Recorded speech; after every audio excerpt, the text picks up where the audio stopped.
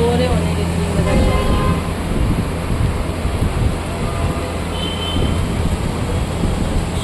तब भी हमसे काले ही लग रहे हैं। मिला ली इधर से देख लो।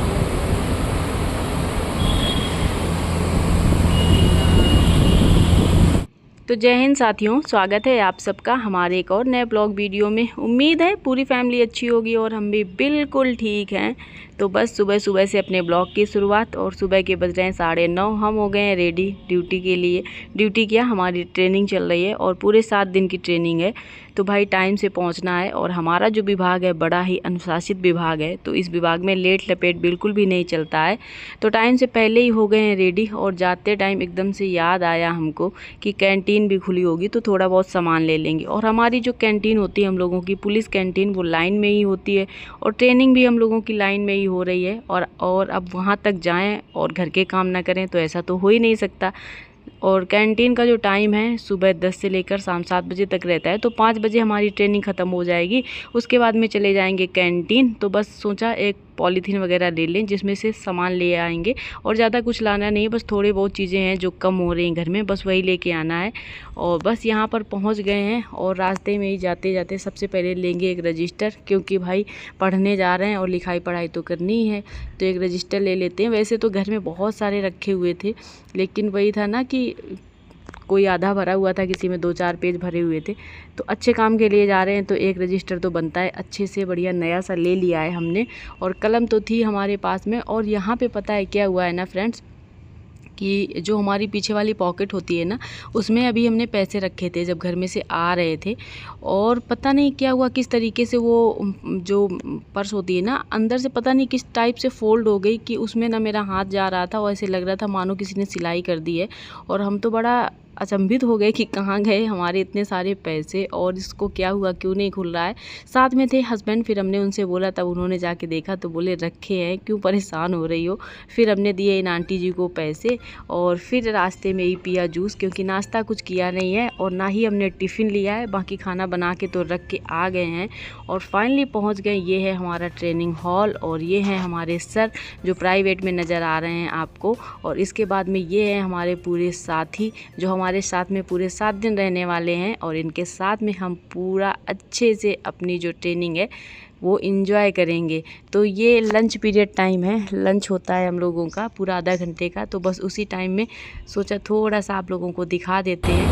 तो अभी देखिए फ्रेंड्स, पहुँचे घर 5:30 बज गए हैं। आ गए ट्रेनिंग से, आने के बाद नहाया है क्योंकि गर्मी इतनी ज़्यादा लग रही थी क्या बताएं। और अब चल रहे हैं खाना खाने, क्योंकि खाना खा के नहीं गए थे सुबह, ना ही लेके गए थे, सिर्फ थोड़ा सा नाश्ता करके गए थे। तो अब लग रही है भूख, क्योंकि 5:30 बज गए हैं। तो अब चलते हैं खाना खाते हैं। वो बहुत तेज़ लग रही है।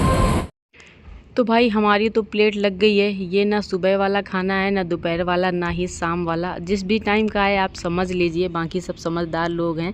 इस समय कर रहे हैं हम डाइटिंग, क्योंकि भाई वेट बहुत ज़्यादा बढ़ रहा है। और कई सारे हमारे मित्र हैं कमेंट करते हैं टमी कम करो, टमी कम करो।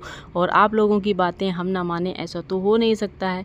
तो बस इसी वजह से एक टाइम ही खाना खा रहे हैं। ऐसा नहीं कि बिल्कुल कुछ नहीं खा रहे हैं, जूस वगैरह ले रहे हैं, नहीं तो भाई बीमार पड़ जाएंगे। और इतने सारे घर के काम है, ऊपर से ड्यूटी है, ट्रेनिंग है, तो ऐसे तो होगा होगा नहीं, तो जूस वगैरह ले रहे हैं, बाकी खाना बहुत कम कर दिया, सिर्फ एक टाइम ही ले रहे हैं। और कल हमारे कई सारे मित्रों ने कल वाले ब्लॉग में कमेंट किया कि आप कितना काम करती हैं, कैसे मैनेज करती हैं। तो साथी सब हो जाता है, कोई दिक्कत वाली बात नहीं। एक औरत कहते हैं ना बहुत बड़ी योद्धा होती है, वो चाहे तो सब कुछ कर सकती है ना। देखिए, काम ना करने के कई सारे बहाने होते हैं।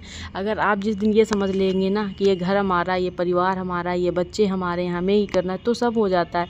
लेकिन जब नहीं करना है तो फिर उसके लिए कोई ऑप्शन ही नहीं है। तो बस यहाँ पे खाना खाने के बाद फिर से लग गए अपने काम में। और आज का जो दिन रहा ना, बड़ा ही चेंज मतलब क्या बोलते हैं, चैलेंजेबल रहा है, क्योंकि बहुत सारे काम किए हमने।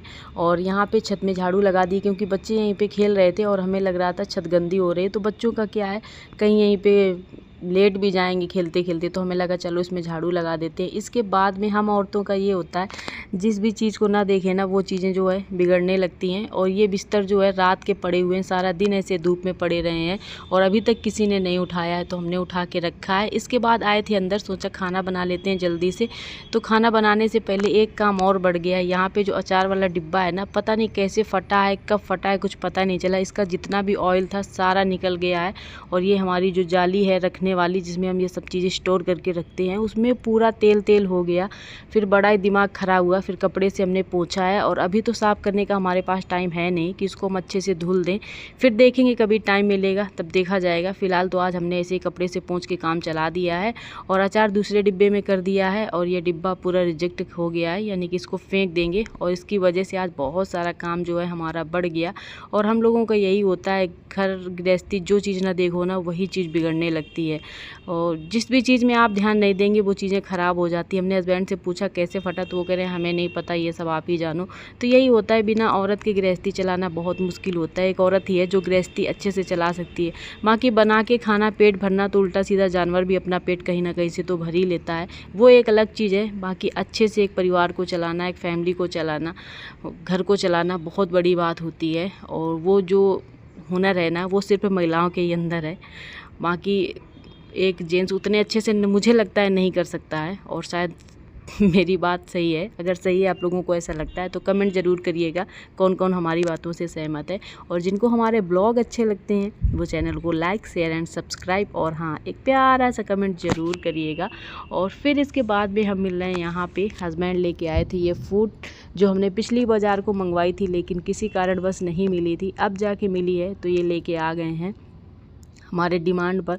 बोले आज नज़र में आ गई तो सोचा ले लेते हैं, नहीं फिर से घर में होगा भैया जोरों वाला झगड़ा। तो झगड़ा नहीं करना है, इससे पहले ही लेके आ गए हैं। तो बस खाना भी हमने खाया था, 1 घंटा हो गया करीबन, अब बज रहे हैं 6।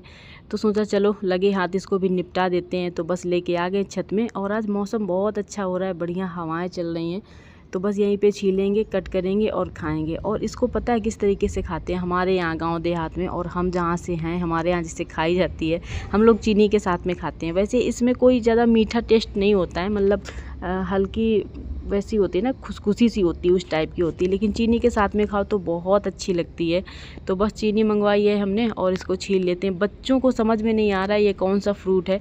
कभी कभी तो बोल रहे मम्मी ये पपाया है, कहीं कहीं पे बोल रहे हैं ये तरबूज है। इनको समझ में नहीं आ रहा है कौन सा फल है। फिर हमने इनको बताई, इसको ककड़ी बोलते हैं, लेकिन जब ये पक जाती है तो इसको फ्रूट बोलते हैं। तो बच्चों के समझ में नहीं आ रहा, हम फ्रूट बोल रहे हैं तो उन्हें लग रहा है फ्रूट बोल रहे हैं, कि नहीं अच्छा मम्मा ये फ्रूट है।